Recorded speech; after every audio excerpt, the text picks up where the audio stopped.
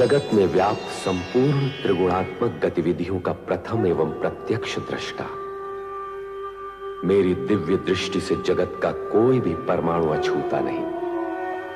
नृत्य गान के स्वरों से झंकृत इंद्र सभा के बाहर कामदेव देवर्षि नारद पर अपने बाणों का प्रहार करने को प्रस्तुत होते हैं, किंतु नारायण भक्त नारद कामदेव को रीति नीति के प्रसंग में भ्रमित कर काम बाण को संध्या जैसी सुपात्र के लिए उपयोग करने की मंत्रणा देकर अपनी सुरक्षा की व्यवस्था करने में सफल होते हैं। बाण से आहत संध्या काम पीड़ित और भ्रमित होकर भटकने लगती है। सम्मुख आए हर प्राणी को काम की दृष्टि से देखती हुई वो ब्रह्मा के समक्ष आती है।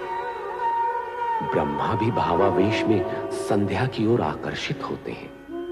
शिव जी नेत्र खोलकर स्थिति का भान करते हैं और ब्रह्मा को इस कुकृत्य व अनुचित आचरण के लिए प्रताड़ित करते हैं। यद्यपि यह अप्रिय घटना कामदेव के कारण ही घटित हुई, पर संध्या इससे प्रभावित होकर आत्मग्लानि की अग्नि में जलते हुए आत्महत्या तक करने के लिए तत्पर हो गई। ऐसी स्थिति में ब्रह्मा जी संध्या को इस मानसिक पीड़ा से उबारने के लिए वशिष्ठ को प्रेरित करते हैं कि वे संध्या को शिव साधना के द्वारा मुक्ति का मार्ग बताएं।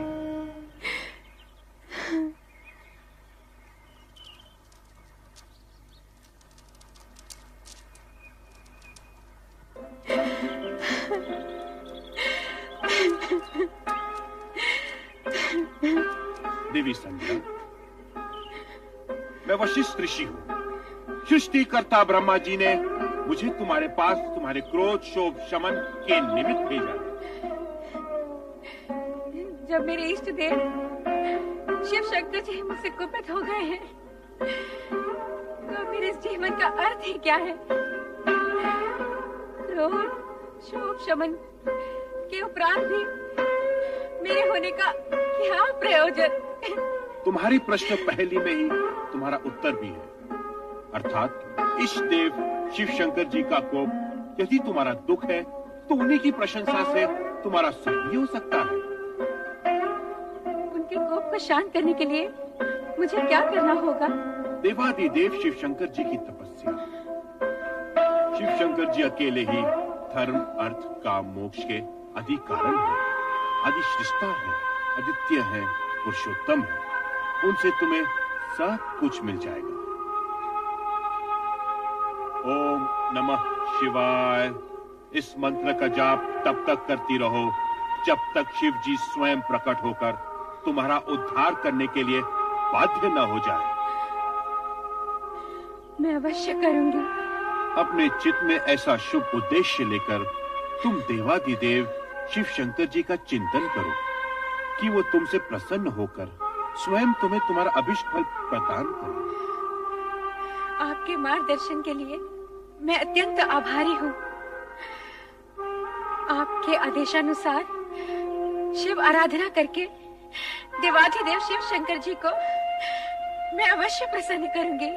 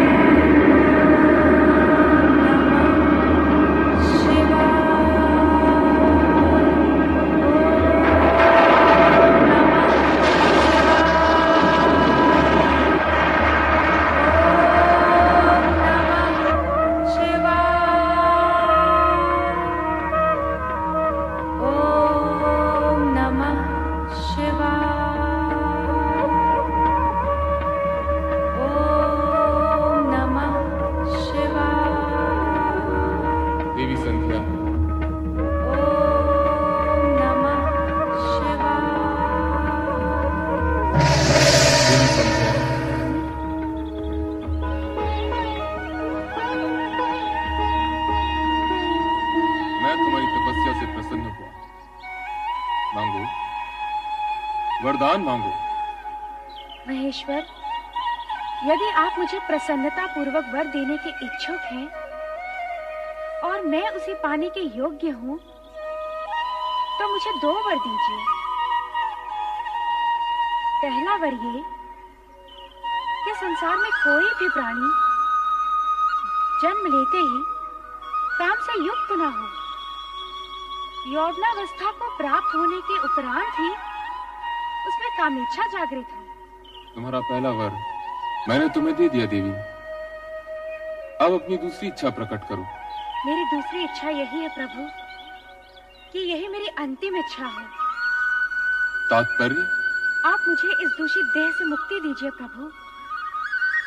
उसके उपरांत आप मुझे एक नया जन्म दें, जिसमें एक ऐसे महामात्र से मेरा विवाह हो जिसके संदर्भ से मेरा नाम भी एक ऋतु के रूप में जाना जाए। तथास्तु। किंतु अब मेरे लिए क्या आज्ञा है भगवान? इस पर्वत के नीचे चंद्रभागा नदी के तट पर स्थित तपस आश्रम में मेघा ऋषि 12 वर्षों तक चलने वाले महायज्ञ का अनुष्ठान कर रहे हैं। तुम वहां निडर होकर जाओ, तुम्हें कोई नहीं देख सकेगा। तदुपरांत तुम्हारे मन में जिस पुरुष को पति रूप में पाने की इच्छा है, उसे हृदय में धारण किए अपने शरीर को यज्ञ की आहुति बनाकर अग्नि में होम देना। फिर वही अग्नि तुम्हारी जननी भी होगी, अर्थात तुम्हें एक नया जन्म मिलेगा।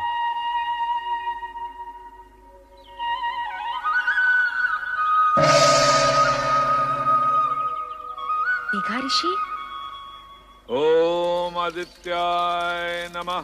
स्वाहा। ओम आदित्याय नमः। स्वाहा। ओम आदित्याय नमः। स्वाहा। ओम आदित्याय नमः। स्वाहा। ओम आदित्याय नमः। स्वाहा। ओम सदाशिव का आशीर्वाद प्राप्त कर उन्हीं के बताए मार्ग पर चलती देवी संध्या मेघा ऋषि के आश्रम पहुंच गईं, जहां महायज्ञ चल रहा था। सभी के लिए अस्तित्वहीन अदृश्य संध्या ओम नमः शिवाय का जाप करते हुए यज्ञाग्नि की ओर बढ़ती गई और अंततः उसी में समा गई। तत्पश्चात यज्ञ की अग्नि से उभरा लाल प्रकाश देखते ही देखते पूरी तरह 2 भागों में फैल जाता है। इस प्रकार संध्या का अस्तित्व 2 भागों में बंट गया, प्रातः संध्या और सायं संध्या। प्रातः संध्या देवताओं की आराधना के लिए और सायं संध्या पितरों के आह्वान के लिए। 2 क्षितिजों में फैली संध्या के दृश्य पर ओम नमः शिवाय के स्वर गूंजते हैं।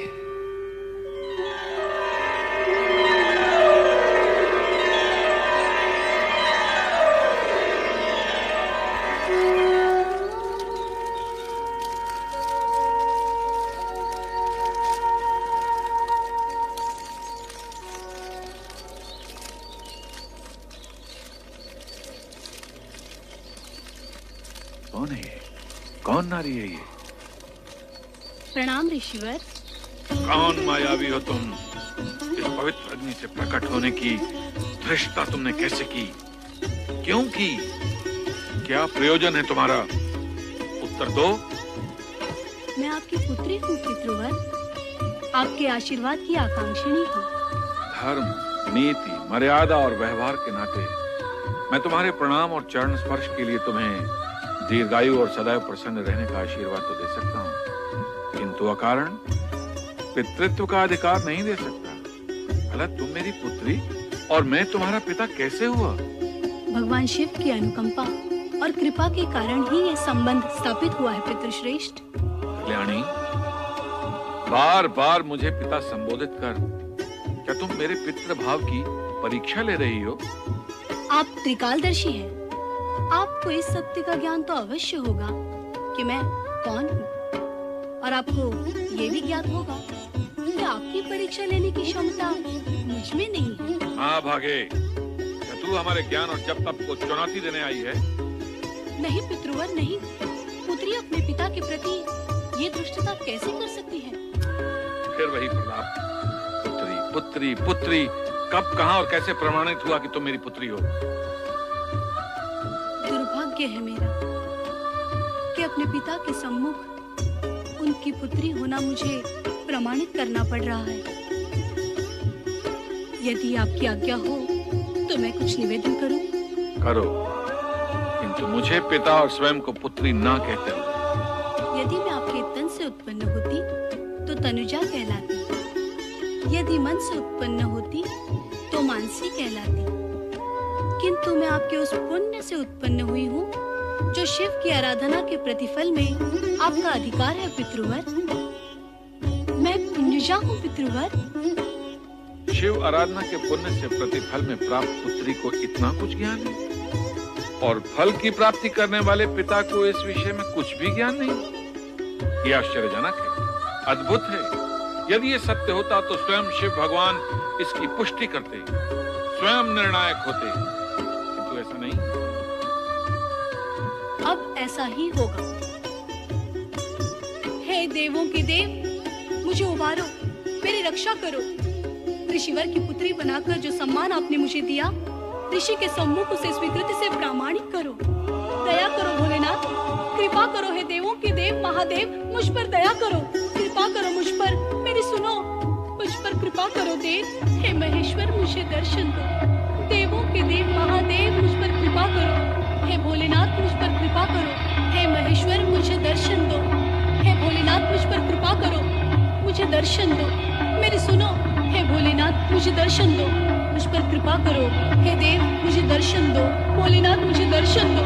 हे देवों के देव महेश्वर, मुझे दर्शन दो, मुझे दर्शन दो देव।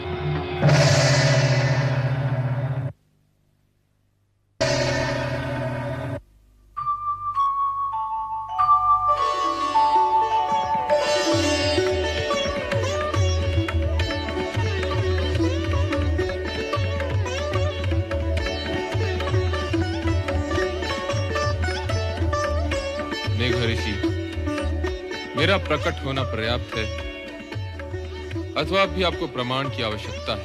आपके प्रकट होने से ही सत्य प्रकट हो गया भोले भंडारी। तो फिर अपनी पुत्री का नामकरण कीजिए, उसे आशीर्वाद दीजिए। प्रभु, मैं आपकी आधी आज्ञा का ही पालन कर पाऊंगा। इसका नामकरण करके आशीर्वाद देने का कार्य तो स्वयं आप ही करेंगे। सूर्य की आभा है इसके मुख, अर्थात अरुण जैसी धरती से इसका मुखमंडल दीप्त है, इसलिए मैं इसका नाम अरुणधति निश्चित करता हूं। भगवान शिव शंकर की जय, देवी अरुणधति की जय, भगवान शिव शंकर की जय, देवी अरुणधति की जय। मेघा ऋषि, आपको देवी अरुणधति जैसी पुत्री प्राप्त हुई, इस सौभाग्य के लिए बधाई। अब इसका विवाह सप्त ऋषियों में विशिष्ट ऋषि वशिष्ठ के साथ कर इसके नाम को अमरता प्रदान करें। जो भगवान शिव शंकर की जय, भगवान शिव शंकर की जय, भगवान शिव शंकर की जय। देवादिदेव भगवान शिव का वरदान पाकर अरुंधति का भविष्य प्रशस्त हुआ, और उनके वरदान स्वरूप ही सप्त ऋषियों में विशिष्ट ऋषि वशिष्ठ के साथ उनका विवाह निश्चित हुआ।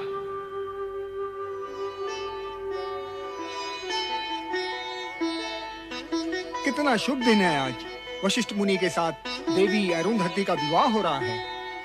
शुभ ही शुभ है ऋषिवर, किंतु ये समझ में नहीं आता कि शिव शंकर ने सप्त ऋषियों में से जानते हुए भी इस वर का चुनाव क्यों किया? ऋषि विश्वामित्र भी तो कम ज्ञानी ध्यानी नहीं थे। उनका तप तो देवताओं की ईर्ष्या का कारण है। हाँ, ये विचार तो मैंने भी किया था, किंतु उत्तर कौन दे? इसका उत्तर मैं दूंगा। भगवान शिव के निर्णय में शंका का प्रश्न ही नहीं उठता। संपूर्ण जगत में समता, ममता और मित्र भाव के रखने के कारण विश्वामित्र उच्च कोटि के तपस्वी हैं, किंतु वशिष्ठ समस्त जगत के कल्याण की कामना के लिए, अपनी विशिष्टता के लिए सर्वश्रेष्ठ है।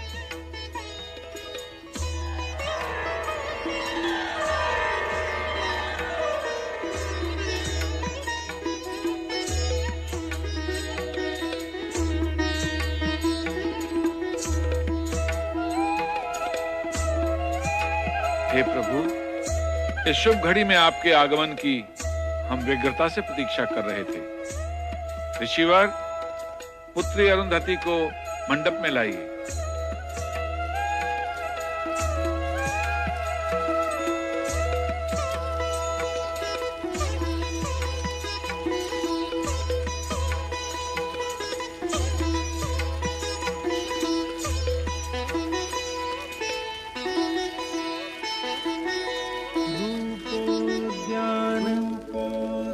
प्रफुल्ल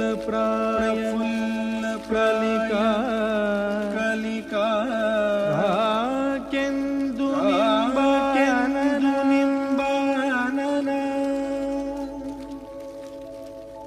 तन्वंगी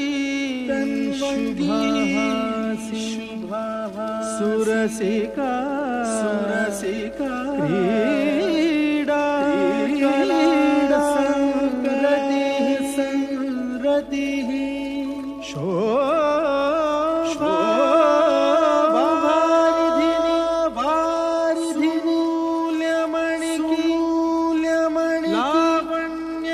लावण्यलीलामयी शंछायाभाषिणी मृगदृगी भूयात् सदा